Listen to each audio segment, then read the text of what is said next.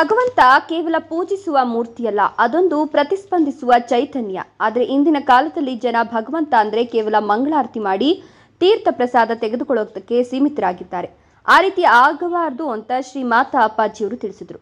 ಶಿಡ್ಲಘಟ್ಟ ತಾಲೂಕಿನ ಮಳ್ಳೂರು ಸಮೀಪದ ಬಟ್ರೇನಹಳ್ಳಿಯಲ್ಲಿ ಸಾಯಿಬಾಬಾ ಮಂದಿರದಲ್ಲಿ ಲೋಕ ಕಲ್ಯಾಣಕ್ಕಾಗಿ ಹಾಗೂ ಶ್ರೀ ಸಾಯಿನಾಥ ಜ್ಞಾನ ಮಂದಿರದ 19ನೇ ವಾರ್ಷಿಕೋತ್ಸವದ ಅಂಗವಾಗಿ ಕಳೆದ 3 ದಿನಗಳು ಅನೇಕ ಧಾರ್ಮಿಕ ಮತ್ತು ಸಾಂಸ್ಕೃತಿಕ ಕಾರ್ಯಕ್ರಮಗಳನ್ನು ಹಮ್ಮಿಕೊಳ್ಳಲಾಗಿತ್ತು. ಇಂದು ನಡೆದ ಸಮಾರೋಪ ಸಮಾರಂಭದ ಅಂಗವಾಗಿ ಶ್ರೀ ಮಾತಾ ಅಪ್ಪಾಜಿಯವರ ಉಪಸ್ಥಿತಿಯಲ್ಲಿ ಶ್ರೀ ಲಕ್ಷ್ಮೀನಾರಾಯಣ ಹೃದಯ ಹೋಮ, ಸುಮಂಗಲಿಯರಿಂದ ತಂಬಿಟ್ಟು ದೀಪಗಳ ಹೊತ್ತ ಶೋಭಾಯಾತ್ರೆಯಲ್ಲಿ ರಾಜ್ಯದ ವಿವಿಧ ಕಡೆಗಳಿಂದ ಸಾವಿರಾರು ಮಂದಿ ಪಾಲ್ಗೊಂಡಿದ್ದರು.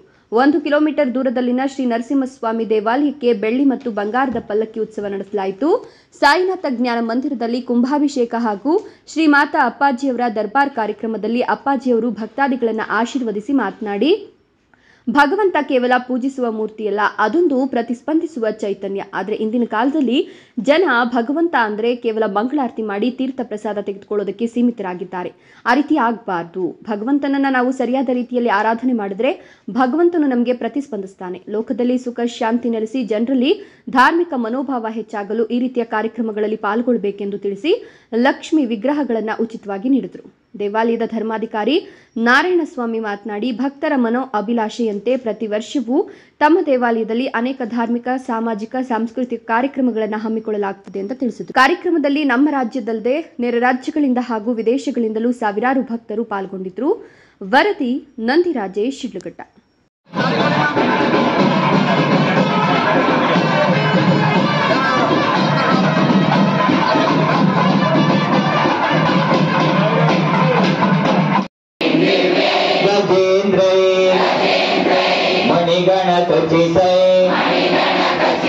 स्नापित हेमकुम्भैः नित्यं सा पद्महस्ता मम वसतु गृहे सर्वमाङ्गल्ययुक्ता. प्रार्थने ಮಾಡಿ.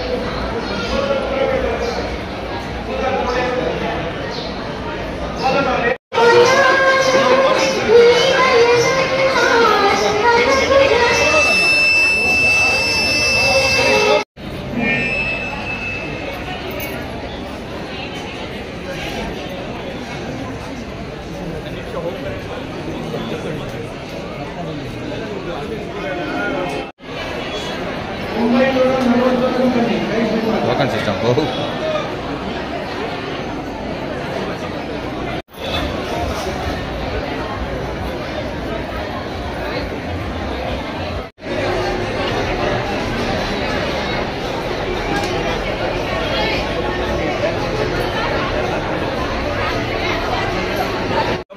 ಕೇವಲ ಪೂಜಿಸುವ ಮೂರ್ತಿ ಅಲ್ಲ, ಅದೊಂದು ಪ್ರತಿಸ್ಪಂದಿಸುವ ಚೈತನ್ಯ ಅಂತ. ಇವತ್ತೇನಾಗಿದೆ ಅಂದರೆ ಭಗವಂತ ಅಂದರೆ ಬರೀ ಮಂಗಳಾರತಿ ಮಾಡೋದು, ತೀರ್ಥ ಕುಡಿಯೋದು ಇಷ್ಟಕ್ಕೆ ಆಗಿದೆ. ಆದರೆ ಹಾಗಲ್ಲ. ಆದರೆ ಅದಕ್ಕೊಂದು ಚೈತನ್ಯ ನಮಗೆ, ಆ ಭಗವಂತ ನಮಗೆ ರೆಸ್ಪಾಂಡ್ ಮಾಡ್ತಾನೆ, ಪ್ರತಿಸ್ಪಂದಿಸ್ತಾನೆ. ಇದನ್ನು ಹೇಳಿದರು ರಾಮಕೃಷ್ಣ ಪರಮಹಂಸರು, ಸ್ವಾಮಿ ವಿವೇಕಾನಂದರು. ಅವರನ್ನು ಅನುಸರಿಸಿಕೊಂಡು ಬಂದಾಗ ಲಕ್ಷಾಂತರ ಜನರ ಜೀವನದಲ್ಲಿ ಪವಾಡಗಳಾಗ್ತಾ ಇದೆ. ಭಗವಂತನನ್ನು ನಾವು ಸರಿಯಾದ ರೀತಿಯಲ್ಲಿ ಆರಾಧನೆ ಮಾಡಿದ್ರೆ ಅವನು ನಮಗೆ ಪ್ರತಿಸ್ಪಂದಿಸ್ತಾನೆ ಅಂತ. ಹಾಗಾಗಿ ನಿನ್ನೆ ದಿನ ಇಲ್ಲಿ ವಾರ್ಷಿಕೋತ್ಸವದ ಅಂಗವಾಗಿ ಲಕ್ಷ್ಮೀ ಹೃದಯ ರಹಸ್ಯ ಹೋಮ ಮಾಡಿ ಇವತ್ತು ಲಕ್ಷ್ಮಿಯ ವಿಗ್ರಹಗಳನ್ನು ಕೊಡ್ತಾ ಇಲ್ಲ, ನಿಜವಾದ ಲಕ್ಷ್ಮಿಯನ್ನೇ ಕಳಿಸ್ತಾ ಇದ್ದೀವಿ. ಅದರ ಅರ್ಥದಲ್ಲಿ ಅನೇಕರ ಸಮಸ್ಯೆಗಳು ಪರಿಹಾರ ಆಗೋದನ್ನು ನಾವು ಕಾಣ್ತಾ ಹೋಗ್ತೀವಿ. ಅದು ಬರೀ ವಿಗ್ರಹ ಅಲ್ಲ, ಅದು ಚೈತನ್ಯ ತುಂಬಿದಂಥ ಮೂರ್ತಿ, ಅದಕ್ಕೆ ಶಕ್ತಿಯನ್ನು ತುಂಬಿ ಕೊಟ್ಟು ಕಳಿಸ್ತೀವಿ. ಹಾಗಾಗಿ ನಮ್ಮ ಬಹಳ ಮುಖ್ಯವಾದ ಉದ್ದೇಶ ಏನಪ್ಪ ಅಂದರೆ, ರಾಮಕೃಷ್ಣ ಪರಮಹಂಸರು ಹೇಳಿದಾಗೆ ಕಾಳಿ ಬರೀ ಒಂದು ವಿಗ್ರಹ ಅಲ್ಲ, ಅವಳೊಂದು ಚೈತನ್ಯ. ಹಾಗೆ ಭಗವಂತ ಕೂಡ ಒಂದು ಮಹಾ ಚೈತನ್ಯ. ಹಾಗಾಗಿ ನಾವು ಇದಕ್ಕೆ ವಾಟ್ಸಪ್ ಗ್ರೂಪ್ಗಳನ್ನು ಮಾಡಿದ್ದೀವಿ. ಸುಮಾರು 8,000 ಗ್ರೂಪ್ಗಳಿದೆ. ಈಗಾಗಲೇ ನನ್ನನ್ನು ಅನೇಕ ಹೊರದೇಶದವರು ಕರೆಸ್ಕೊಂಡಿದ್ದಾರೆ. ಸಿಂಗಾಪುರ್ಗೆ ಹೋಗಿದ್ದೆ, ದುಬೈಗೆ ಹೋಗಿದ್ದೆ, ಮತ್ತು ಪರ್ತ್, ಸಿಡ್ನಿ ಆಸ್ಟ್ರೇಲಿಯಾದಲ್ಲಿ, ಮತ್ತು ಸಿಂಗಾಪುರ್ಗೂ ಹೋಗಿದ್ದೆ. ಇಡೀ ಜಗತ್ತಿಗೆ ಅನ್ನಿಸ್ತಿದೆ, ಹೌದು ಇದುವಾಗಿ ನಮ್ಗೆ ಏನು ಅನ್ನಿಸ್ಬಿಟ್ಟಿದ್ರೆ ಭಗವಂತ ಅಂದರೆ ಬರೀ ಪೂಜೆ ಮಾಡಿಸ್ಕೊಳಕ್ಕಿರೋನು ಅಂತ. ಭಗವಂತ ಬರೀ ಪೂಜೆ ಮಾಡಿಸ್ಕೊಳಕ್ಕಲ್ಲ, ನಿಜವಾಗಿ ಭಗವಂತ ಒಲಿಯೋದು ಯಾರಿಗೆ ಅಂತ ಹೇಳಿದ್ರೆ, ನೀನು ಎಷ್ಟು ಲಾರಿ ಲೋಡ್ ತಂದು ಹೂವು ಹಾಕ್ತೆ ಅಂತ ಅವನು ಕೇಳಲ್ಲ. ಅವನು ಒಪ್ಪದು ಒಂದೇ ಒಂದಕ್ಕೆ, ಭವಾನಿ ಭಾವನಾಗಮ್ಯ.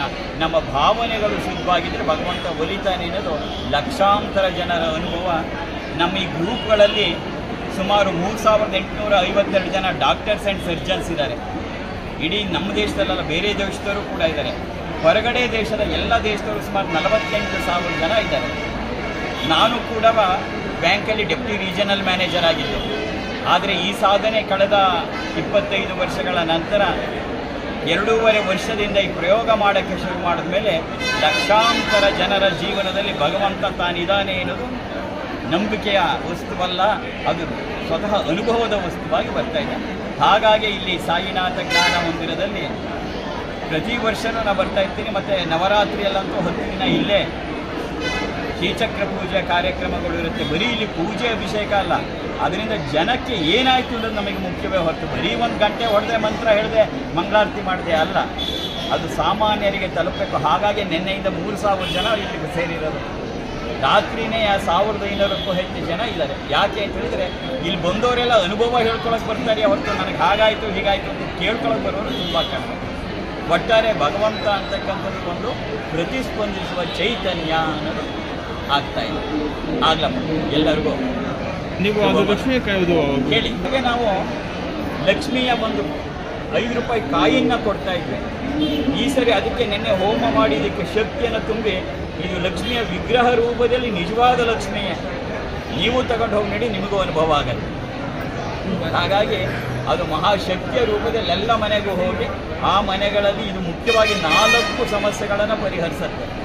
ಒಂದು ಹಣಕಾಸಿನ ತೊಂದರೆಗಳು, 2ನೇದು ಉದ್ಯೋಗದ ಸಮಸ್ಯೆ, 3ನೇದು ಕುಟುಂಬದ ಸಾಮರಸ್ಯದ ಸಮಸ್ಯೆ, 4ನೇದು ಸಂತಾನ ಸಮಸ್ಯೆ. ಇದು ನಮ್ಮದಲ್ಲ, ಅಥರ್ವಣ ವೇದದಲ್ಲಿ ಲಕ್ಷ್ಮೀ ಹೃದಯ ರಹಸ್ಯದಲ್ಲಿ ಏನು ಹೇಳಿದ್ರು ಅದನ್ನು ಪ್ರಯೋಗ ಮಾಡ್ತಾ ಇರೋದು. ಇದು ಯಾವುದು ನಮ್ಮದಲ್ಲ. ಅಥರ್ವಣ ವೇದದ ಲಕ್ಷ್ಮೀ ಹೃದಯ ರಹಸ್ಯ, ನಾರಾಯಣ ಹೃದಯ ರಹಸ್ಯವನ್ನು ಪೂರ್ಣವಾಗಿ ಇಲ್ಲಿ ಮಾಡಿದ್ರೆ ಏನಾಗತ್ತೆ ಅಂತ ನಿನ್ನೆ ಹೋಮವನ್ನು ಮಾಡಿ ಅದಕ್ಕೆ ಶಕ್ತಿಯನ್ನು ತುಂಬಿ ಈಗ ಅದನ್ನು ಕೊಟ್ಟು ಕಳಿಸ್ತಾ ಇದೆ. ಬಂದದೆಲ್ಲ ಬಗ್ಗೆ ಕೊಡ್ತಾ ಇದ್ರೆ ಇಲ್ಲಾಂದ್ರೆ ಹೇಗಿರುತ್ತೆ, ನಮ್ಮದು ಬಹಳ ಸಿಸ್ಟಮೆಟಿಕ್ ಆಗಿ ನಡೆಯುತ್ತೆ. ಟೋಕನ್ಸ್ ತಗೊಂಡಿರ್ಬೇಕು. ನಿನ್ನೆ ರಾತ್ರಿಯಿಂದಲೇ ರಾತ್ರಿ 2 ಗಂಟೆವರೆಗೂ ಟೋಕನ್ ಇಶ್ಯೂ ಮಾಡಿದರೆ ಇವತ್ತು ಮಧ್ಯಾಹ್ನ 12 ಗಂಟೆವರೆಗೂ. ಯಾಕೆಂದರೆ ಬಂದವರಿಗೆಲ್ಲ ಹಾಗಲ್ಲ. ಹಾಗಾಗಿ ಆ ಟೋಕನ್ ಪ್ರಕಾರನೇ ಕಳೆದು ಎಲ್ಲವೂ ಸಿಸ್ಟಮೆಟಿಕ್ ಆಗಿ ನಡೀಬೇಕು. ಭಗವಂತ ಅಂದರೆ ಹೇಗೋ ಇರೋದು ಭಗವಂತ ಅಲ್ಲ. ಭಗವಂತ ಅಂದರೆ ಸಿಸ್ಟಮೆಟಿಕ್, ಅದು ಡಿಸಿಪ್ಲಿನ್, ಪಂಕ್ಚುಯಾಲಿಟಿ, ಕ್ಲೀನಿನೆಸ್ ಎಲ್ಲವೂ ಸೇರಿದ್ರೆ ಮಾತ್ರವೇ ಭಗವಂತ. ಹಾಗಾಗಿ ಇದೊಂದು ವಿಶೇಷವಾದ ಪ್ರಯೋಗವನ್ನು ಪ್ರಥಮ ಬಾರಿಗೆ ಇಲ್ಲಿ ಮಾಡ್ತಾ ಇರೋದು. ಬೇರೆ ಕಡೆಯಲ್ಲ ಬೇರೆ ಥರ ಪ್ರಯೋಗಗಳಾಯಿತು. ಈ ವಿಗ್ರಹದ ಮೂಲಕ ಲಕ್ಷ್ಮಿಯನ್ನು ಕಳಿಸಿದಾಗ ಇನ್ನೆಲ್ಲ ಏನಾಗ್ಬೋದು ಅನ್ನುವ ಒಂದು ಪ್ರಯೋಗ ಇಲ್ಲಿ ನಡೀತಾ ಇದೆ. ನೀವು ಉಚಿತವಾಗಿ ಕೊಡ್ತಾ ಇದ್ರೆ ಇಲ್ಲ ಅದಕ್ಕೆ ಅಮೌಂಟ್ ಏನಾದರೂ ಮಾಡಿದ್ದೀರಾ ಇದಕ್ಕೆ? ಇಲ್ಲ, ಇದಕ್ಕೆ ಯಾವ ಅಮೌಂಟನ್ನು ತಗೊಳ್ಳಲ್ಲ. ಯಾಕೆಂದರೆ ಯಾವಾಗ ದುಡ್ಡು ಅನ್ನೋದು ಬಂತು ಆವಾಗ ಅದರ ಶಕ್ತಿ ಹೊರಟೋಗತ್ತೆ. ಎಲ್ಲ ಕಡೆನೂ ಅಷ್ಟೇ, ಎಲ್ಲಿ ಕಾಸು ಬರುತ್ತೆ ಅಲ್ಲಿ ಭಗವಂತ ಇರಲ್ಲ. ಹಾಗಾಗಿ ಇದಕ್ಕೆ ನಾವು ಯಾವುದೇ ರೀತಿಯ ಚಾರ್ಜನ್ನು ಮಾಡಲ್ಲ. ನಾವು ಬಯಸೋದು ಎರಡನ್ನ ಭಕ್ತಿ ಶ್ರದ್ಧೆ.